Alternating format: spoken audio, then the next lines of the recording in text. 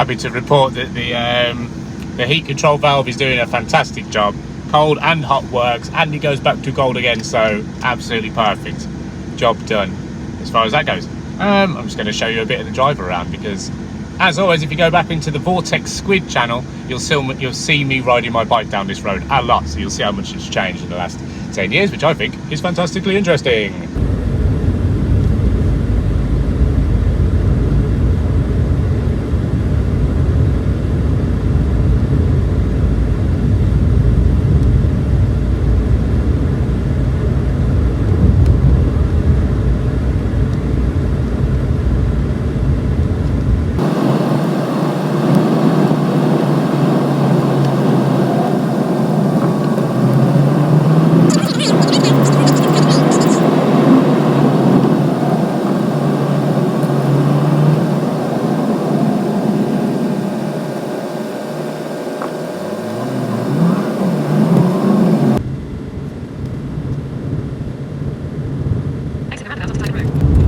I know there's a lot of people out there who needed to see that, because that is how you navigate Salford Circus without being an absolute clown about it. Welcome back. It's MOT day for the KA. The only job we really needed doing, which I thought would just be an advisory anyway, is to seal up a little gas leak on the new cat at the back of the exhaust. One was fitted just before the last MOT. It was a bit of a quick job, but it's basically catch up on finishing it. So exhaust repair putty from Car Spares. I'll run you through what I've bought there today. I managed to spend bloody 70 quid on mostly just oils and fluids and brake fluid and coolant, stuff like that. So loads of bottles of stuff was £80, which, you know, that's just the world now. So yeah, I'm going to put it up. I've already jacked it up if you have a look. So car's jacked up, ready to go. I'm just going to have a listen for where this leak is and then gum it, basically.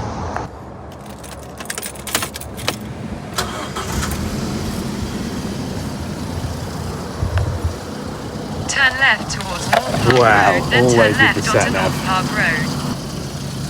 What we're saying.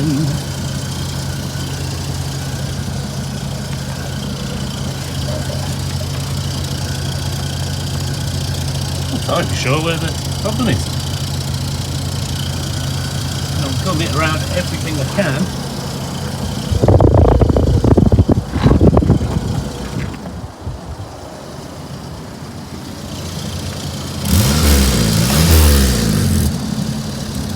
Just there.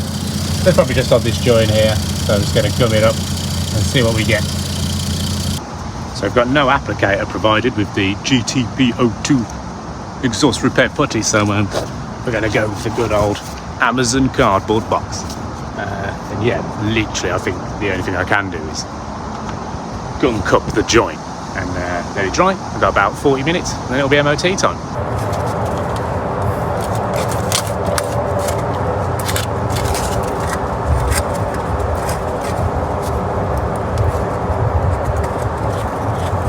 To speed up the hardening process, we just start the engine, and already it sounds a bit better. Have a listen.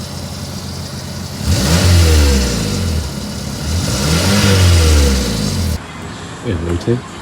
The guy who runs the station has a Morris Minor of his own, so that's pretty awesome. So unfortunately, we got ourselves a fail on the KA, and it's stuff that, you know, I don't like to prod too hard when it comes to rusty sills and bits like that, but there's a lot of welding that needs doing, and quote so far, because it just turns out not a lot of people do welding anymore. So the guy who's basically next door to the MOT centre, lovely bloke called Jeff, he's saying £350 to £400 to get all of this welding done. Which was, I mean, he's let me walk around and he's shown me like in the pit and all that. And yeah, there's just basically all these, where it's gone through basically, he's punched it through now.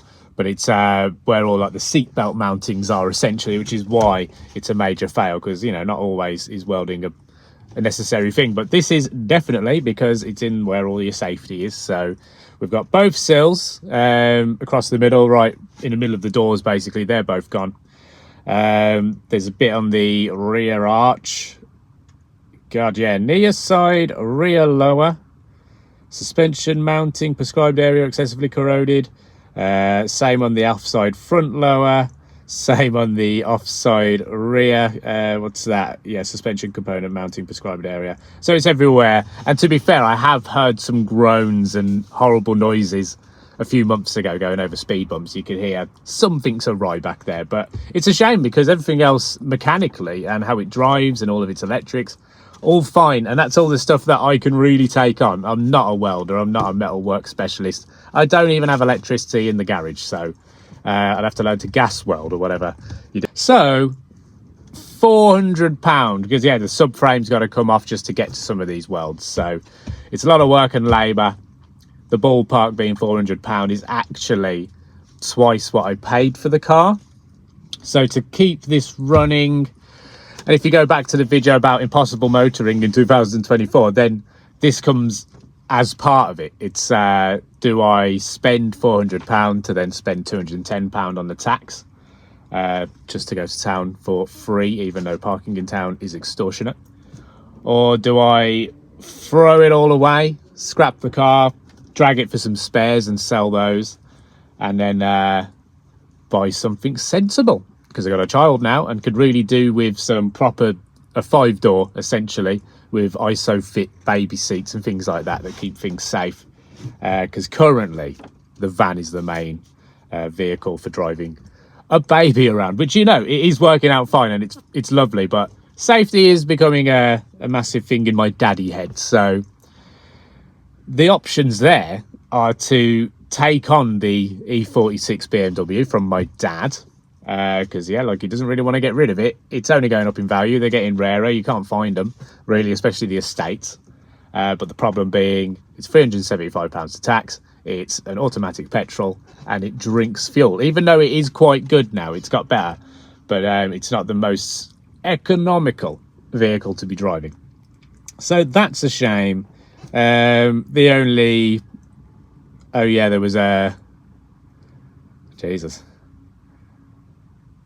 So that's all repair immediately. I don't know what a fail is. Repair immediately the fail, or do not drive until repaired, because that one is apparently the tyre tread right inside the near front tyre, which I knew about, to be fair, but I didn't think it was that bad, but that needs doing straight away. So free retest in 10 working days. And one of those days is a bank holiday. So I've got 11 days to decide whether, well, not really, because it takes longer to actually get the welding done. So is anyone going to get the welding done in that time? And now it's throwing another 40 quid at it. I've obviously just spent that 15 quid on the lovely heat control valve, which, you know, it was a nice learning curve and it made some nice videos for people to learn from. So I don't feel too bad about that. I think it may be the end of the old KA. And unfortunately, I mean, all of its exhaust tests and all those things went really well. Everything was a pass. CO max he can have is 0.30 and it came out at 0.09. Engine speed on natural idle you can have between 450 and 1500 and it came out 881, bang in the middle. The lambda test is getting high, but it's 1.01 and it can go up to a 1.03. Yeah, that's it's a shame. Fast idle test, engine speed, yeah, that was all good. So bit of a shame there. Not sure what I'm going to do, because we're basically saying to have this car on the road is £610 for the next year, plus about £500 to £600 on insurance. I'm not going to pick up a car for £600 for sure, but I could pick up a cheap car with a year's MOT and just rag it, which might be my way forward. So maybe that's going to be the next interesting part of the year, is just buying something really daft. Maybe another classic. I don't know. But life goes on. It's Tesco time and I've got to do the big shop. So thanks for joining. It's been fun. Shame about the exhaust for the gum as well. Like, I mean, he obviously did its job, but that's another job that didn't really need doing. So I don't know. What do you do? A giveaway? Does anyone want this? And all you got to do is spend £400 and you've got a nice car again. I don't know. And it says the temp gauge showed warm, but there's no temp gauge. So it's interesting. But yeah, lovely guys at the garage. Did enjoy it. It was nice, and no hard feelings there. It's all about safety. So that's the roundup. Poor old girl. Even the CD player works, you know what I mean? So it might be time. I think the easiest thing I did with the last KAs was scrap them, and they pick them up for like 100 quid, which is pretty sad. But that's probably, I mean, there's nothing wrong with it. What do you reckon? Get in the comments. What would you do? Would you repair? It's a lot of welding. I mean, I can show you in a minute, actually. I'll do a quick whip around on a video. But what would you do? False economy everywhere you look. So it's how much do you like KAs, really, isn't it? And I like them. But like I said, as a family man now, a sensible car would be sensible. So back home, and I just want to show you, yeah, the baddie rust on the KA. It has actually been a couple of days since the car failed. I believe actually 2 days.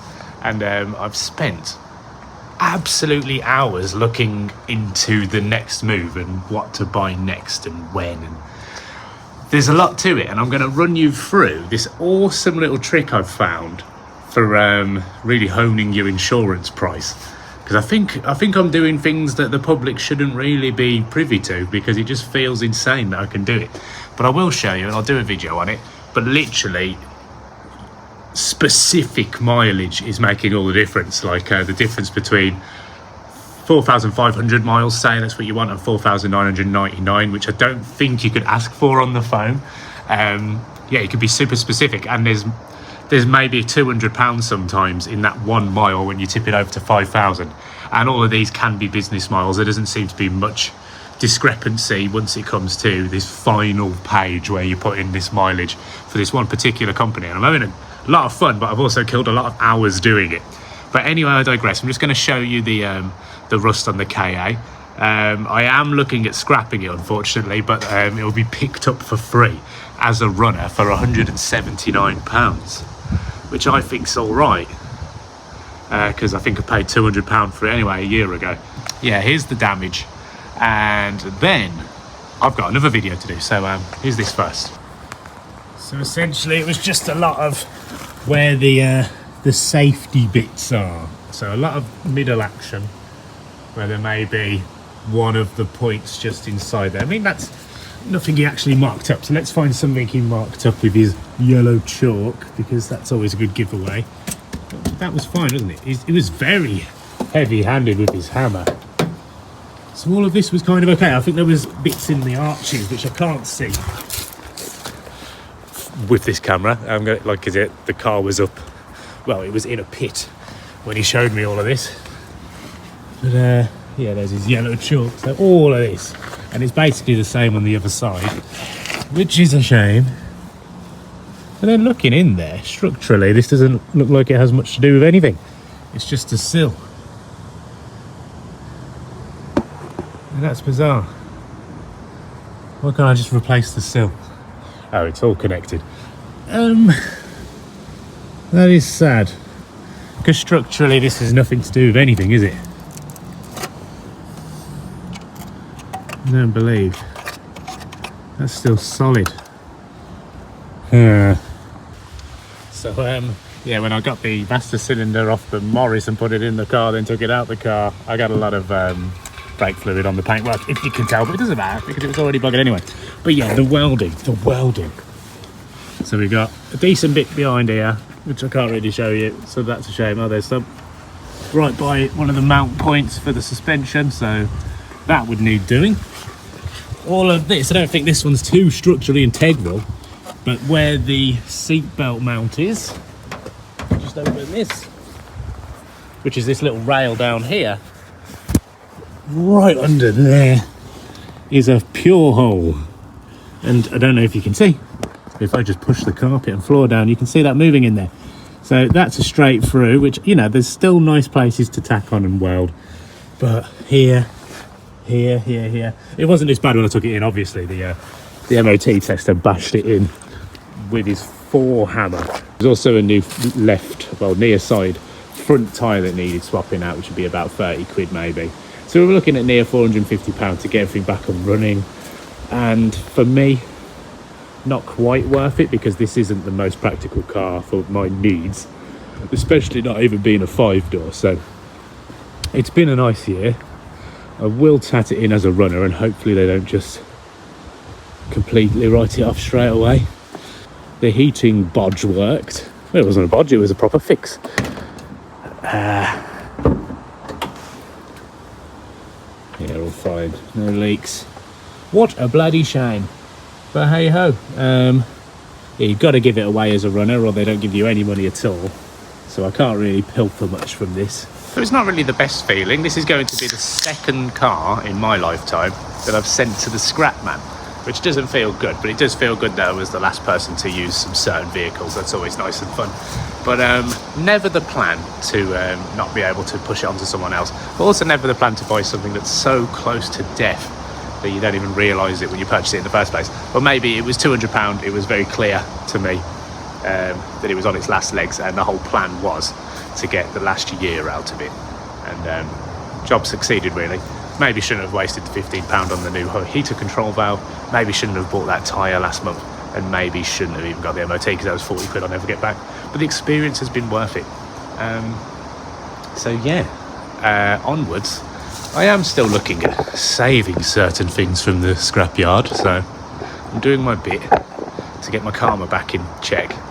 And yeah, the plans for the next purchase are fairly exciting and equally as boring, so I'm going to get you in on all of that after I've done the next video, which is actually stripping down the master cylinder off the Morris Minor, which is exciting. So if you're into that, go into the channel. Chances are it's uploaded now. But I mean, if you're here purely on the fact that I'm scrapping KAs, then what the hell are you searching on YouTube? But if you have never been in my channel before, get in there. There's kayaking, there's fucking motorbikes on my old one, there's just chats about politics and crazy World Economic Forum and the World Health Organization and all those people, and there's just general musings about life. So get involved, have a click through. There's bound to be something you like, and if you really hate me, let me know in the comments. Ta-ra.